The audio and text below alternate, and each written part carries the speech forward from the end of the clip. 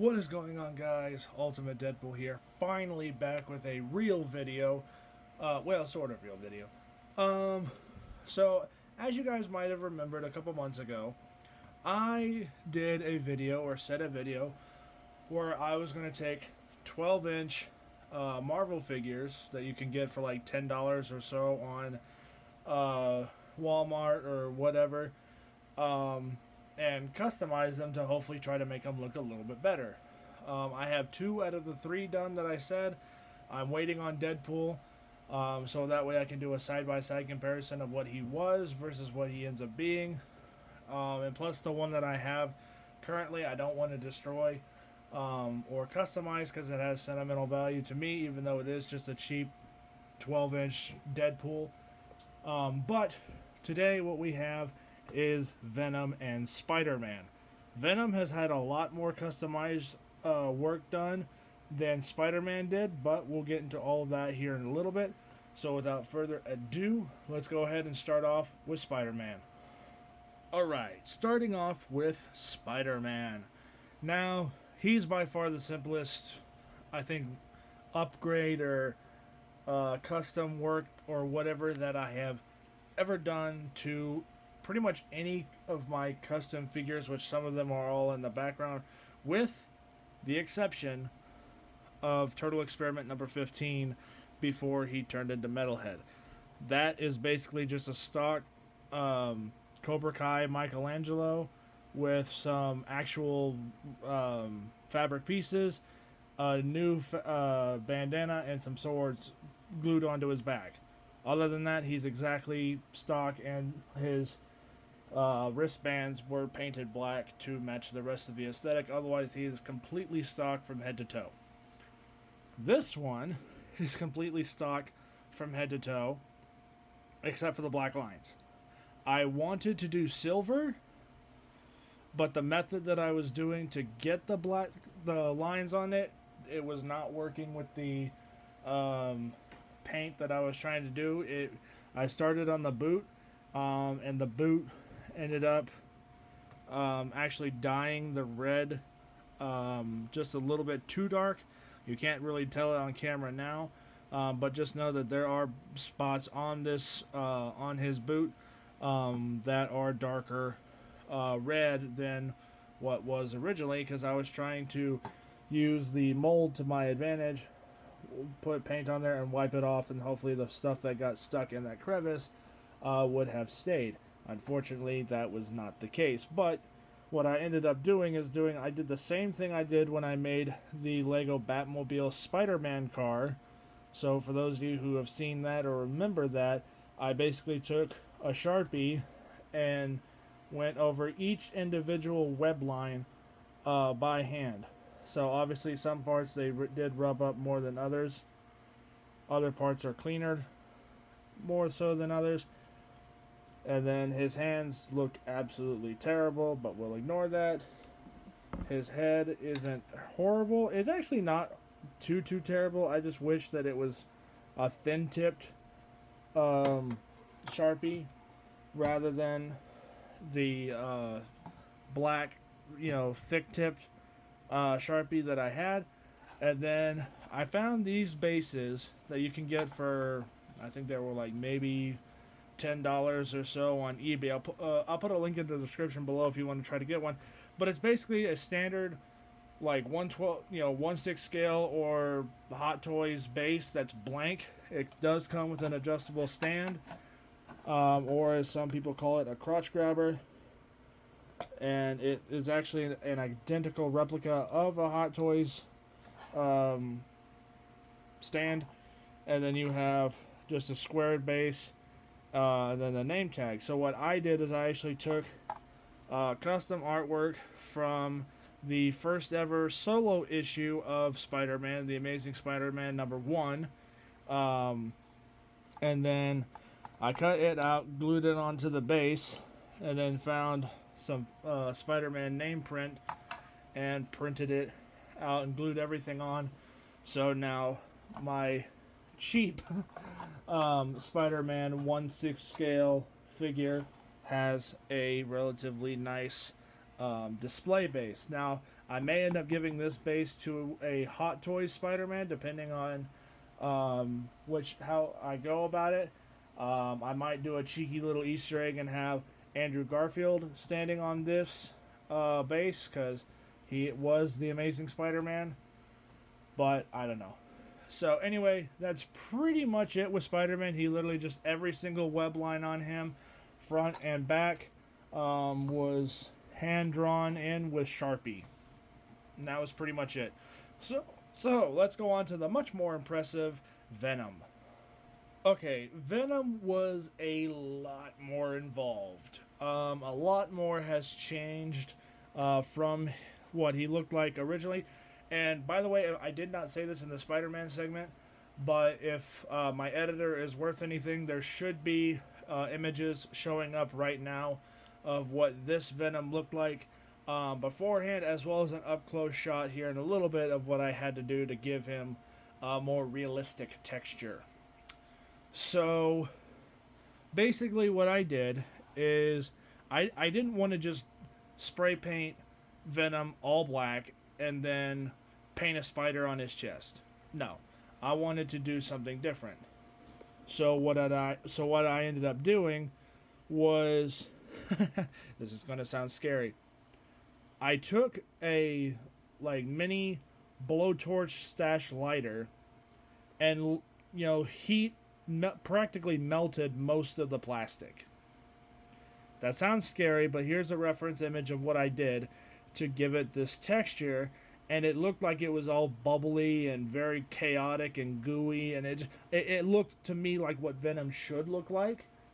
And I ended up liking that texture so much that I did the entire body head to toe like that. Was not fun by any stretch of the word. It took way too long, but you can actually feel most of that texture. So in my opinion, it was worth it. And I was able to actually change his pose doing that. Because beforehand, he had this really weird pose. And you can see in the original look that he had on this photo right here, that he just had this really weird, unnatural looking stand. Like his legs were bent ever so slightly, but they weren't bent. His arms were bent ever so slightly, but they weren't really bent. It was almost kind of like Spider-Man's pose, where like his arms are obviously still straight, but they have an ever so slight bend to them. But his legs were like perfectly straight. But in Venom's case, they were very slightly bent. It was the weirdest freaking thing ever. And, for good reason, because it was a cheap, Walmart $10 plus freaking 12-inch action figure. So what I did was I took the hands off. That was not fun, by the way. I had to superheat both forearms enough to where they were soft enough to pull out these gigantic hands. And basically it was a hand, then a cylinder, then a big ass freaking cylinder on the end to hold everything in place, so you had the wrist rotation. Well, I accidentally broke one of them off, hence why his hands are glued in place as where they are now. But when I was giving Venom this texture, and you can actually kind of see it like right up here on his chest and his ab section and whatnot, there are certain spots that are obviously hit harder than others, but it has that weird textury, like if you take flame to a piece of plastic and it starts to bubble and get all distorted and whatever. That's what this whole thing feels like. And that's what I was going for. I wanted it to feel unnatural. I wanted it to feel not like just a smooth, everyday plastic like Spider-Man. So the inside of his hands are that smoother, like rubbery plastic. But the outside of his hands have that same heat-like texture treatment to them. It didn't 100% make it super textured like I wanted. I mean, like I said, some parts of his body, like right here on his calves and his feet, are a lot more textured than others. That's fine.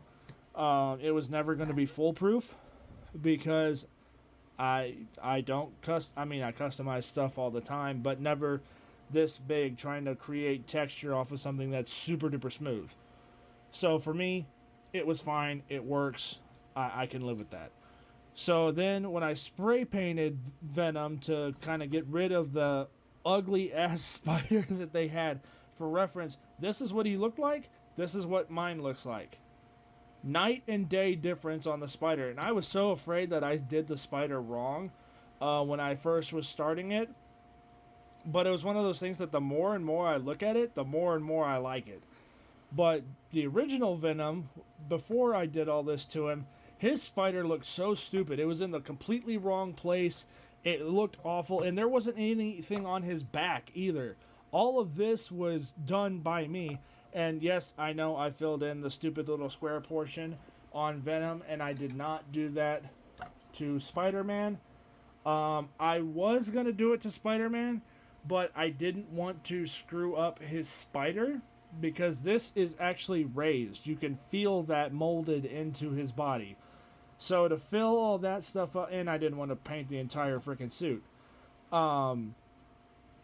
So I left Spider-Man more or less alone when it came to his awkward, weird, square hole thing. I took epoxy putty. So if you don't know what epoxy putty is, it's basically two different chemicals or two different like clay-like substances, and you mix them together and it hardens. And you can actually use a Dremel, sand it, and paint it and smoothen it out and whatever. I use it all the time for my stuff. Is what I'm trying to say. I used it for Shredder. I used it for a lot actually of the Turtle Experiment characters. And most recently, I used it for Star Killer, Leonardo, Springtrap Donatello, Michelangelo as Mario, and stuff like that. I use that epoxy putty stuff all the time. So, and once you actually start getting good with it, then it's not so bad.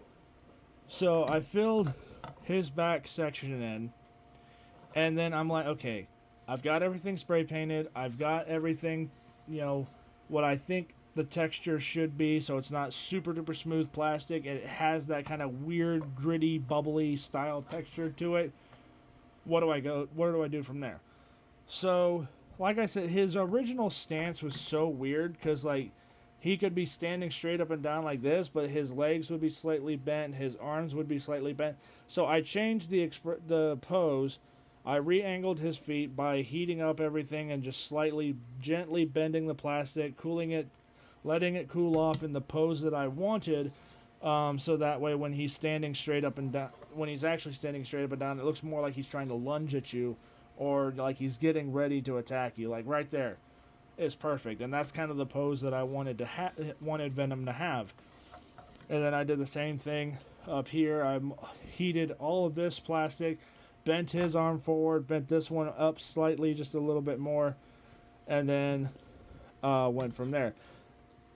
The mouth flap here was green, and you can see that on the original photos that I've had, and like right there, they are supposed to be green.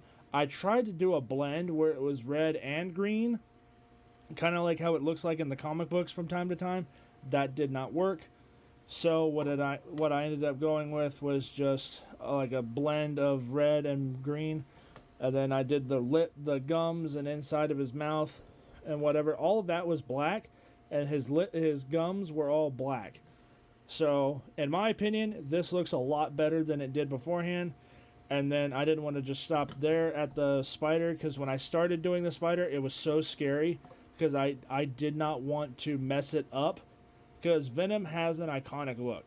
I think we can all agree. Venom has a very distinct look, and I wanted to make sure that spider represented that look. And I even wanted to make sure that I had some of his spider legs, if not all of his spider legs, go up underneath his armpit like it does in the comic books. I tried mimicking that as best as I could. What I did was I did this section of the spider first, and then had 4 individual lines on each side to start off with. Then I went to this side, did the exact same thing, and started those lines, and then I just simply kind of free-handed it and connected where they should go based off of where their, I guess, other counterpart was. Unfortunately, though, only 2 of the legs on both sides go underneath his armpits. I can live with that. It's not the end of the world. This is technically one of my first real big custom characters or custom figures. I've never done anything this big, which is going to sound super wrong out of context, but anyway, I've never painted anything like this before at this scale. So, for my first time trying to do something like this on something this sizable, I think I did pretty well. And I didn't want to just stop there. I didn't want to just do the stupid spider and then his inside of his mouth and whatever. I actually took super glue, believe it or not, and I filled in his eye crevices and then let it dry. And then I went back with white paint and I went over that. And it gives his eyes this like really weird, gross texture. And I also heated up did the same texture treatment to the top of his head as well. His head does have a slight color mismatch. That's only because when I painted it, the same glossy hand paint black that I did for the body is spray painted, but the head is hand painted. Handling his head, trying to pop it back on and off to get all the stuff done the right way and make sure everything still works. It took away some of the glossness to it, but eventually he's going to get sprayed with a satin finish, and then hopefully that'll make everything kind of match. But I didn't want to stop there, so he had the sharp toenails, he had the sharp claws. I wanted to make sure that he had all of that, obviously clearly visible. So I took sandstone paint and I did his fingernails and his claws on his toes a sandstone style color to make it look more monstrous or whatever. And I did that on both hands. And this is the end result. I mean, you could tell, but if you haven't been able to tell since the start of this video, this is what he looks like now. I'm very happy with how this guy turned out. I did also add the white squares on his wrists for where his web shooters would be, or organic web shooters.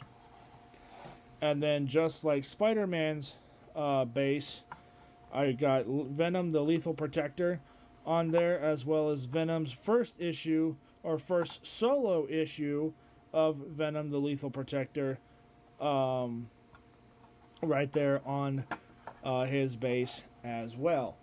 Now, I know there's going to be comments in this video saying, oh my god, he's not going to get, like the Hot Toys Venom or whatever. I'm considering getting the comic book version of Venom, because I do like Venom as a character. And he does have the white spider, unlike movie Venom. But if comic book Venom has the same head compatibility as the half Venom, half Eddie Brock movie Venom head, then I can just get that little piece online and then put that on comic book Venom, and then I'll be happy because I'll have the best of both worlds. I'll have the comic book and the movie with the stupid white spider that they never gave him. I was so mad that they never gave him that stupid spider.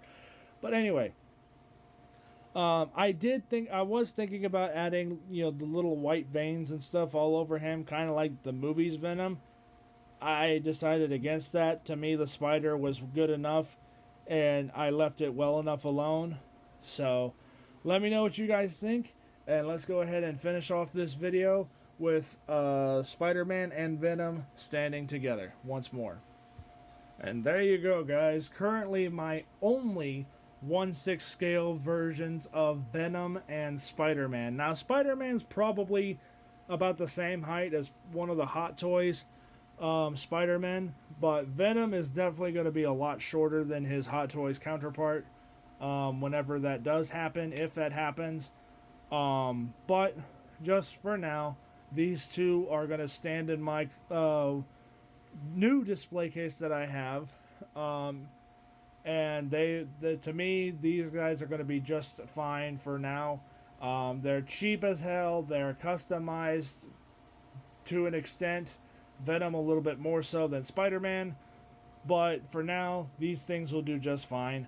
I'm probably going to stick to the smaller scale stuff because I can do that stuff so much easier than this. This is great. This was not. And I still have Deadpool to do at some point, but I'm pretty sure he's going to be the most intense fixed one out of them all, because at least Venom and Spider-Man were somewhat accurate. Deadpool has his own issues with that, and I'll get into that in another video. But anyway, let me know what you guys think of these guys down in the comment section below. Do you guys like them? Do you hate them? Let me know what you guys think, and I'll catch you guys all next time. Bye.